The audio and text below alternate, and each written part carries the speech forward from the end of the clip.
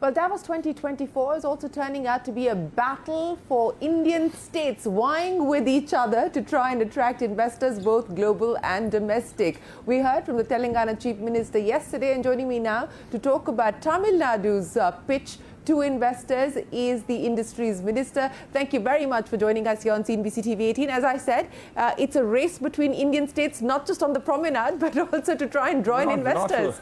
Not for Tamil Nadu, though. We compete with other countries and not states. That's what we're made it. I think because we are far ahead of other states by any indices that you take. We also have a plethora of sectors that we draw investors into. It's not just a particular bit of life sciences or a particular bit of IT. That's a subtle dig at Telangana. But you know, you're coming off the investor summit that you just held in the start of 2024. You're trying to get more manufacturing investors to come on board. You're trying to get domestic as well as global investors to come on board. Give me a sense of the meetings that have happened so far, where you believe there is interest, where's the interest coming in from? Do you hope to close some agreements before you leave Davos? I wouldn't be able to tell you about the MOUs that might be signed here, because we'd want to keep it low-key till we get it to the Chief Minister's table, and then we'll talk about that. But in attracting investments, Tamil Nadu has been the #1 state. Any investor working into India has knocked on our door first, our Chief Minister's door first. So I think attracting investment hasn't been a problem. It's about the quality of investment that's come through. For us, even during the global investors meet that we did now, we were very choosy about who comes in and what sort of jobs that are created and where those are created.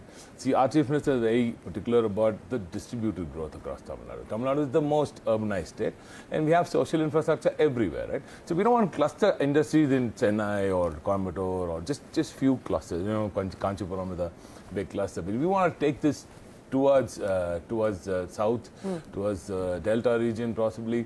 So that's what the Chief Minister is more worried about, not the amount of investment, it's the quality of investment, kind of jobs that it's going to create, and where these investors are going to go through. Okay, so a more even distribution of jobs as well as investments. And more for women, particularly. I was going to point that out, but I'll get to that in just a second. But you know, let's be realistic. You are vying not just against Telangana, but also Gujarat, Maharashtra, and Gujarat not here in Davos. Maharashtra is right next to where you are. So what is going to be the competitive edge for Tamil Nadu to be able to get in fresh investments as well as incremental investments? But any key focus areas? The kind of talent that we have across sectors, I mean, it's unmatched in India. Right? I'll give you just one example. We have Hitachi Energy, the world's largest GCC R&D center in Chennai. They just opened up recently. 3,500 jobs, all research jobs. 500 of them PhDs, and almost half of them were women. So you can't find this kind of a talent pool anywhere else in India. So that's, I think, our biggest forte. And then policy continuity is something, because any regime change, nothing happens, the investors are happy, and those who have invested have reinvested into Tamil Nadu. That's a story, isn't it? That says something, isn't it? So that's the kind of reinforcement of faith that investors have on Tamil Nadu, and I think that is our biggest card. So we can just tell the world that, look at us, we've done this, and we've done this for decades, and we're not just newbies on the not new kids on the block. Not the new kids. You've been around doing this for a while. For a century. On the manufacturing side, and I want to talk about what has worked, you think, to get as many women as part of the labor force, and specifically in manufacturing, the highest in the country. What's worked to your mind? What's worked? It's the Dravidian model of educating everyone, taking education to everyone, making sure that everybody gets access to education. When women way back a century ago were not even allowed to study, and we took the first step. The Justice Party took the first step. The DMK came in, the DK came in, and we made sure that education was taken to the masses, especially women. We made sure that women doesn't get married at an early age, that the woman doesn't get married at an early age, girls actually. And then we made sure they got equal opportunity. Even today, we make sure that girls who go from school to college, they get 1,000 rupees every single month. That's the Pudumai Penthittam, that's a scheme that the Chief Minister launched. Every single month, they get paid that. And we also respect the work that's being done at the home by the homemaker. Right? We respect that, and we tell them that we respect the work that you do. You are creating our society. So we pay them 1,000 rupees every month.